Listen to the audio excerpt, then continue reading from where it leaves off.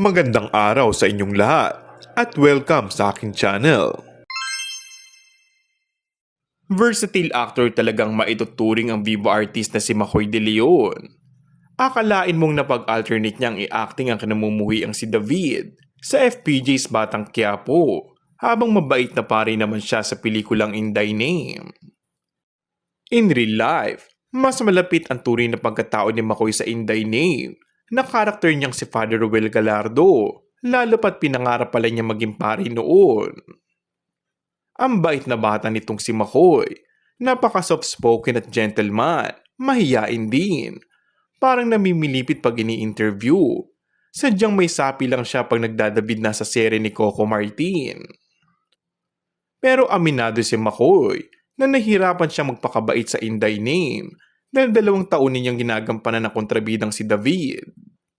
Pinaka nahirapan daw siya sa voice modulation dahil si David ay matigas magbitiw ng dialogues habang malumani at mahina magsalita si Father Ruel na parang Makoy lang in real life. Kaso pag nag-take na raw, bigla pa rin tumitigas ang boses niya pero sa simula lang naman daw yun. Samantala, tila katapusan na rin ang karakter ni Makoy na si David sa Batang Quiapo. Nabisto na nga kasi ang pagsisinungaling nito, kaya naman malabong makatakas pa siya sa kamay ni Ramon.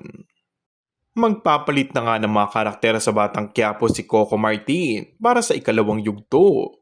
Kaya naman aasa na mapapanood na ang mga bagong karakter na ito sa mga susunod na linggo. And that's all for our today's video.